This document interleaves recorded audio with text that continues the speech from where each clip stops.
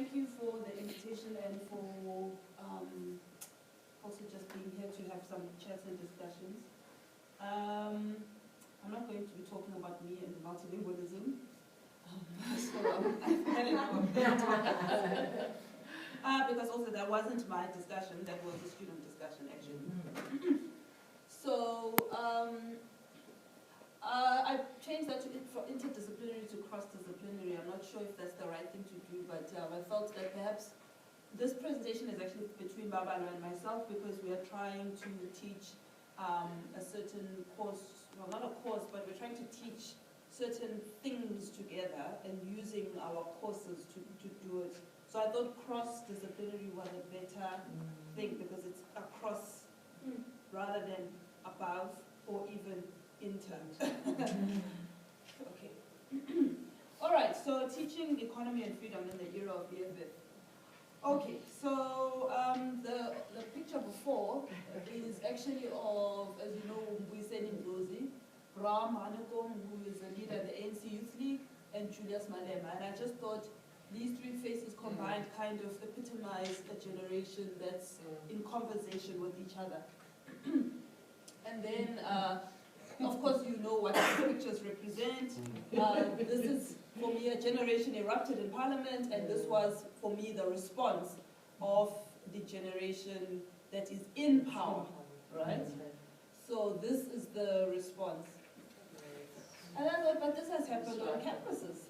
A generation erupted, saying Rhodes must fall. At least at UCT, they erupted. At Rhodes University, they didn't quite erupt, but parents thought it was an eruption from what they heard. But they didn't know it was a quiet day. They didn't know it was actually a quiet day of a small walk up to the. Okay. Oh, even at the garden party, it was also just a singing. And I thought, okay, well, what have been the responses to this? There have been various. VCX fast to quell racist dog, said Rhodes to its alumni. And here is a cartoonist, Rhodes must go, Rhodes must go, oh, now what? And then Tami Mazwai says, students who fail to think of first are a danger.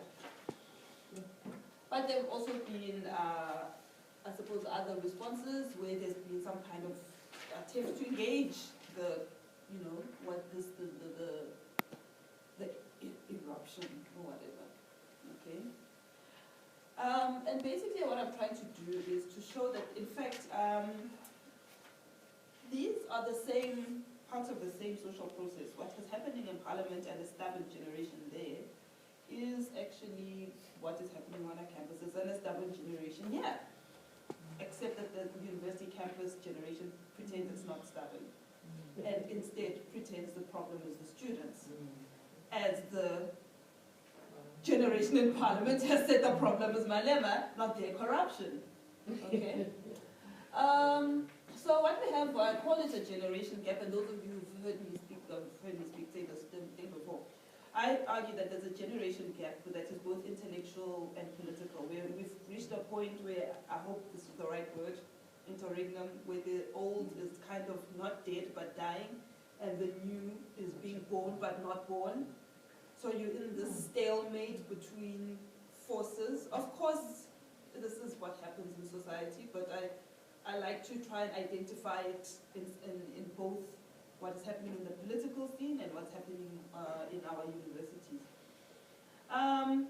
Pay back the money for me is about political power that has been corrupted in the hands of this old generation. Rhodes must fall is about academic stagnation that has happened to the generation that has held it.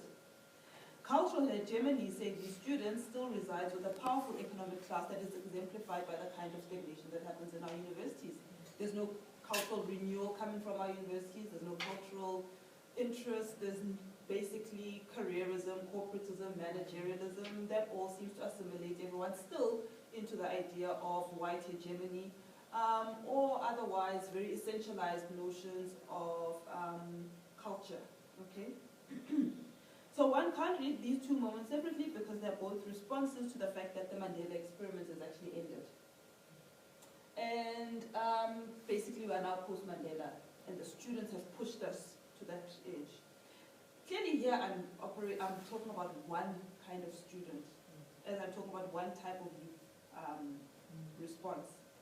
There are many kinds of dialogues happening in the young people's sphere, I guess. I don't know what to call it, in the student and the other sphere. I mean, obviously, not everybody thinks Rhodes must fall, whatever. But I think these are eruptions that are significant. Okay.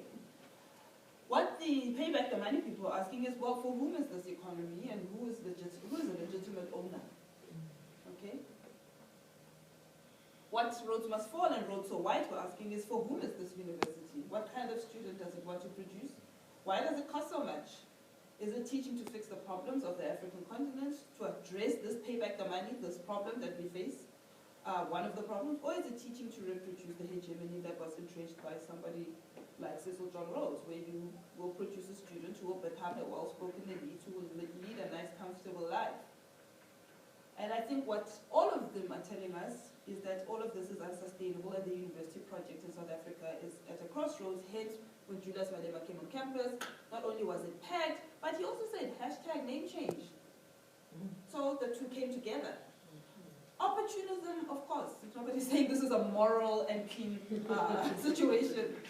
Nobody's saying that at all. But what I'm saying is there's a need to recognize that. So Babalo and I have been in an ongoing conversation for the past 2 years about what kinds of courses to offer that will respond to the generation gap. Some of this we've been doing by just having talks or seminars where either we go on the invitation of students, or we put the talks on and the students come to the conversations. And the one we did was one called, in 2013, what was it?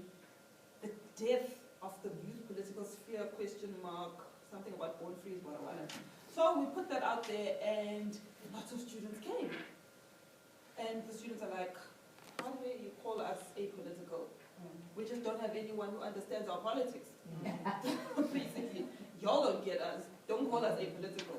That was what triggered a long conversation between not just Babalo and myself, but a lot of other young academics at Rhodes about how to deal with the questions of this generation, and what kinds of questions matter to the current political milieu.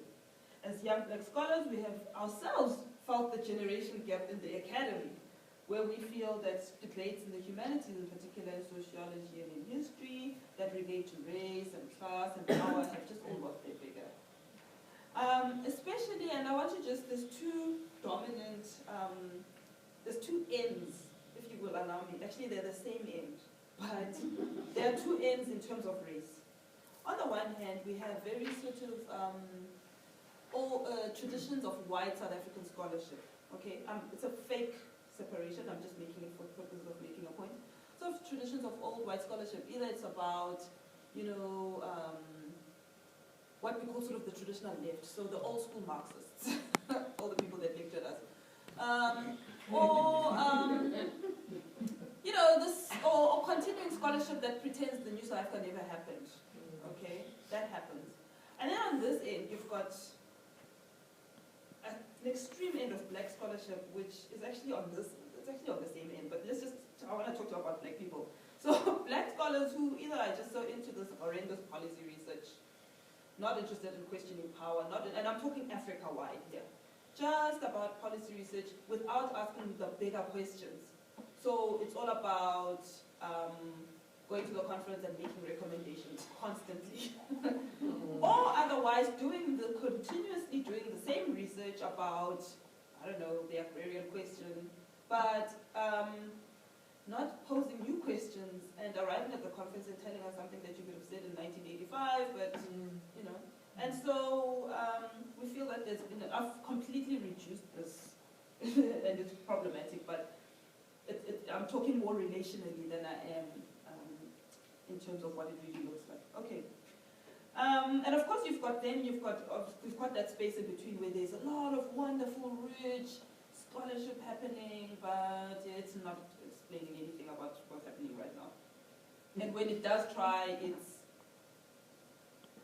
doesn't speak to anybody except the people in that little set.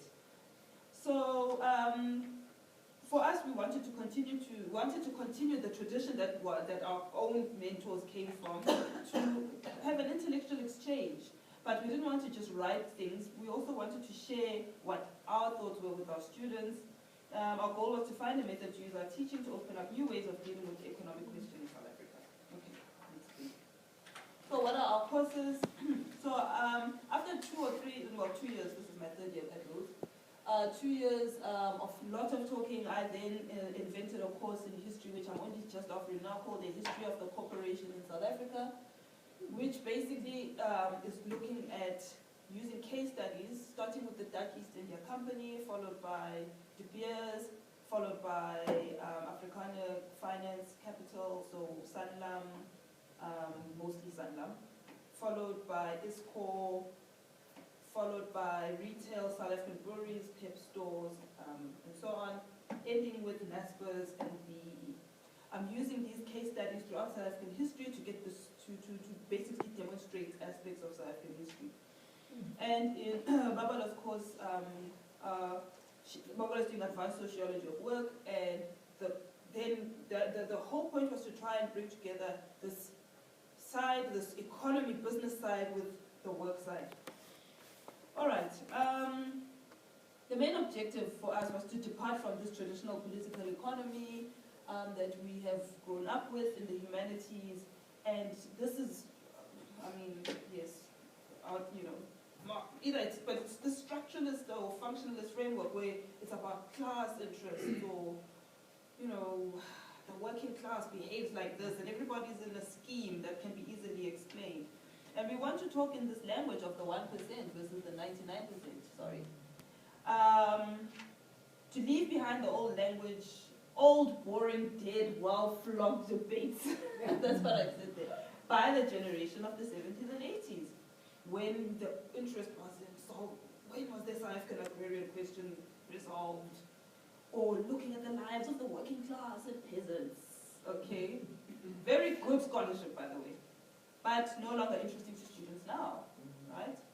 And I'm sure a lot of people know this. So, but what are we asking? Instead, we are asking, what do you do in a world where work is shrinking, where the traditional working class can no longer be understood as a social fact? What do we do in a world where the middle class is shrinking?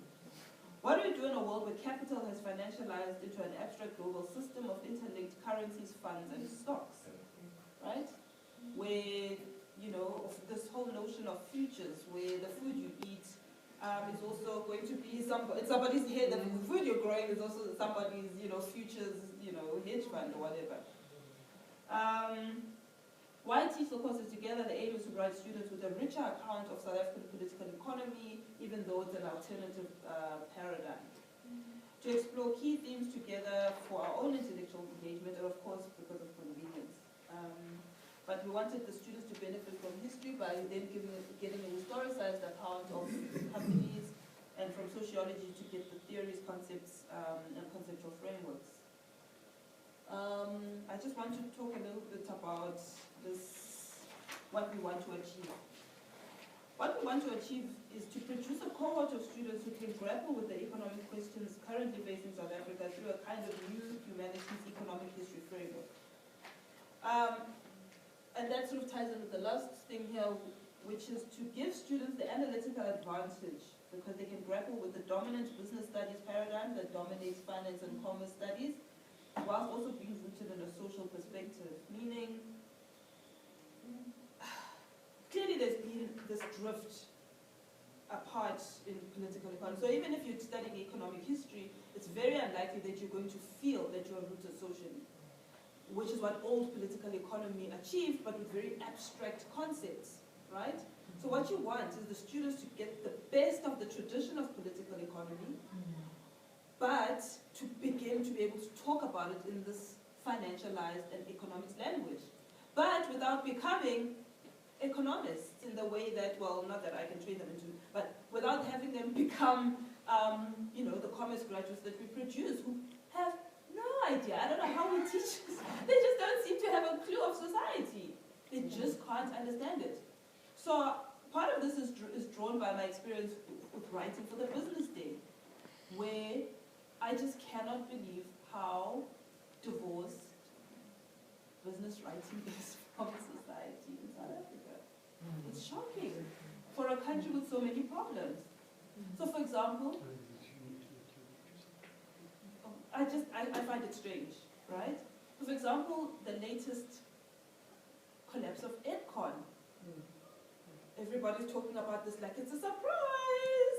It isn't a surprise for many social reasons, right? The collapse of African Bank, everyone's like, oh, surprise? When black people live with systemic debt, how can this be a surprise? And there are all these sociological realities, and these people act like it's a shock, right? And if they learned anything from the 2008 financial crisis, global crisis, they would have known that you cannot simply allow, I mean, this whole notion of why are the economists shocked that it happened? Well, why are they shocked? Because if you'd just taken a look at your society, you wouldn't be shocked, right? So one of the things, so that's what we want to be able to do, to give the students this ability to look at the South African economy, but to root it socially and to marry it with a social understanding of what is happening with work. Because all of them have to go into the labor market after they graduate. And so basically we want to show them that most of you will struggle in the labor market because the middle class is shrinking and the working class never really existed as a proper category in South Africa, actually. So we want students to get this. And political economy won't do it. Not just because, but it's good tradition, but won't do it for the students now. Then the two last things is that we want to give students the language and the analytical capability to be able to engage with the peers that say pay back the money. Because the reality is, the people who are doing that in Parliament are not that much, well, they are, those ones, much older, but the people that make up the rank and file of the EFF are the students at the universities, FITS, UJ, the Technicons, Turfloop, and so on. So if you're going to be at Rhodes University, at least, it is not good enough to let your student graduate out of here believing they know something. When they walk out there, they can't even handle a conversation with their peers. They actually cannot. And so, where leaders learn to get left behind, basically.